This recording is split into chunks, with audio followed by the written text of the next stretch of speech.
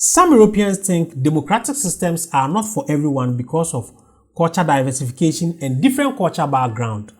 So the Western countries shouldn't impose democratic systems to countries that are struggling to develop. I want us to watch this video. I will be back. We are not proposing that the UK and other developed countries should abandon democracy. That would be a nonsense and fly in the face of our history and our tradition. Rather, what we are arguing is against the Western mantra that democracy is the right and appropriate system for all countries, whatever their circumstances. After 1989 and the collapse of Soviet communism, the Western orthodoxy was that democracy was the universal panacea. First of all, let's take Russia. There was a widespread expectation and belief that Russia would develop a Western-style democracy and a Western-style free market. Over the years, it's become clear not only is that not true, but what we've witnessed is the reassertion of Russian history, Russian traditions, and Russian culture, and with that, the emergence of an authoritarian state. Or take Iraq. You may remember that the United States, in conjunction with Britain, invaded illegally Iraq in the name of democracy. What's happened to that democracy? Has it worked? It certainly hasn't. Or take Egypt, the litmus paper test of the Arab Spring, where democracy briefly sprung into life and has been killed off by the reassertion of military power. Or take China. China in 1990 was still an extremely small economy. And since then, we've seen what I would argue is the most remarkable economic transformation in human history, and it's been presided over not by a Western-style democracy, but a different system altogether. The fact is that democracy is not universally appropriate and applicable in all countries, regardless of history and culture and circumstances. Above all, the democracy-fits-all mentality ignores the fundamental historical and cultural differences between the developed countries and the developing countries. The level of a country's economic development is a critical issue. Let me remind you that not a single Western country was a democracy at the time of its economic takeoff. The crucial problem facing development countries, home, remember, to 85% of the world's population, is economic takeoff, industrialization, the shift from the countryside to the cities, just as it was for us in an earlier era. Please bear in mind, too, that developing countries frequently have to contend with very different circumstances to those that faced the West in the 19th century. A dominant, highly competitive West, bent on pursuing its own interests, often at the expense of the developing countries. My final point concerns China. The last 30 years, we've seen a most extraordinary achievement. A country of 1.3 billion people, 20% of the world's population, growing at 10% a year. 1/20th of the size of the United States economy. In 1980, now over half the size of the American economy. 600 million people taken out of poverty. China, no Western-style democracy, but an extraordinary, competent state. Over time, I believe, democracy will grow. But it must grow in its own way and according to a country's own history, culture, and circumstances. Democracy will come in many different forms, shapes, and sizes. They may learn from us, but they will not be like us. Thank you very much. A lot of nonsense is talked about democracy, and mostly by people who live in relatively rich Western democracies who attribute their comparative wealth and well-being to, of course, first, their own hard work, second, their liberal capitalist system, and thirdly, their democratic form of government. In other words, the benefits of democracy are relative.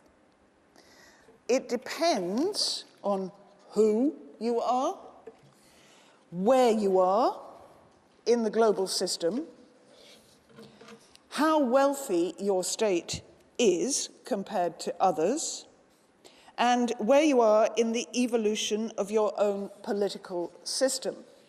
Now, first, looking at who you are. Supposing you are a member of a minority community, an ethnic or religious minority, for example, a Basque separatist in Spain, a Jew in Nazi Germany, a Turk in Germany. How well will majority rule protect you?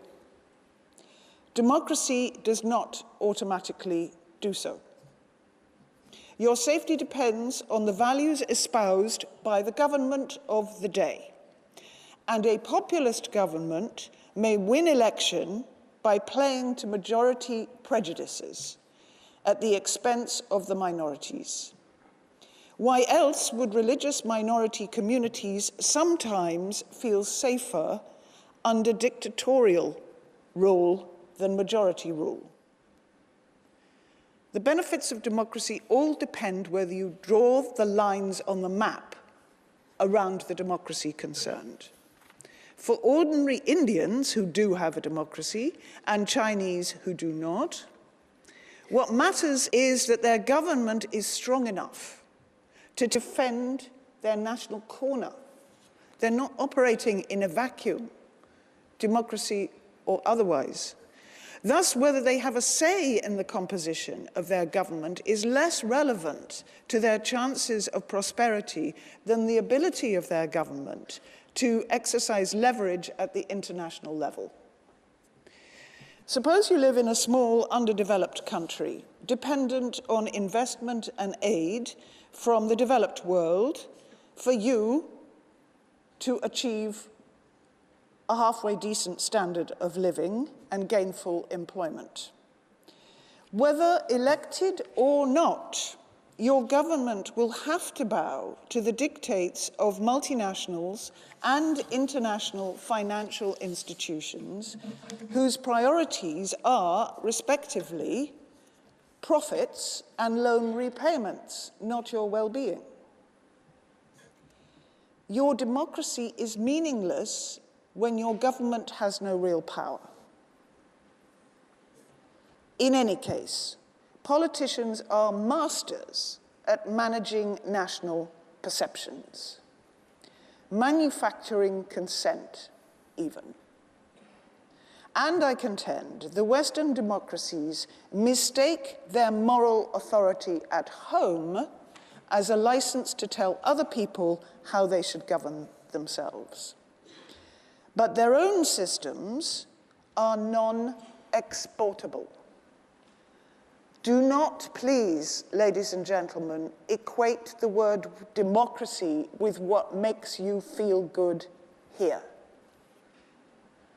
Because it cannot work without the comparative economic advantages that are enjoyed here. Thank you. I've been saying this on this particular platform. Democratic systems don't favor every country, and currently Africans has embraced democratic system, and that is our problem. That has been our downfall. We didn't consider our culture. We didn't consider where we are coming from. Democratic systems was introduced to Western countries when they have already built their foundation, let me say they have already developed before they accepted democratic systems themselves. But here we are in Africa, we are now struggling to develop, and we go and take these systems that don't favor Africans. Democratic systems has never favored Africa and is not going to favor Africa in any way. Chinese realized that the democratic systems were not going to favor them, so they decided to change their system. Currently, China is one of the most developed countries in the world. Russia also took the same decision, and I don't think they are doing that bad. We shouldn't follow the democratic systems that are being practiced in the Western country boot for boot. We can take the good side of that system and apply on our own democratic systems. As I said, we have been retrogressing. African countries, we are always going back. We have never progressed, but we are practicing these democratic systems. People are using these systems to loot. People are using these systems to steal. Every corrupt officials will shout in the name of democracy. If you have caught me stealing any money, take me to court. If you have caught me doing this, take me to court. In Africa, democratic systems is being used to siphon money from government institutions. Democratic systems are being used to manipulate the people through votes. Anytime when there is time for election, let's throw in the tribalism card. So they will throw in these tribal cards and people will fall for it. In Ghana, the Ewes will say, let's vote for NDC, and the Ashantis will say, let's vote for MPP. It's all part of the manipulations that are being used through these democratic lines to set us back and make sure we don't develop. It's about time we rethink how we can have a good governance systems that will benefit the masses or benefit the citizens of these countries. Not because Western countries are doing this, so we have to do the same. They are doing this and it helps them, so we have to do the same. That thing can never happen. It won't work because we are now developing.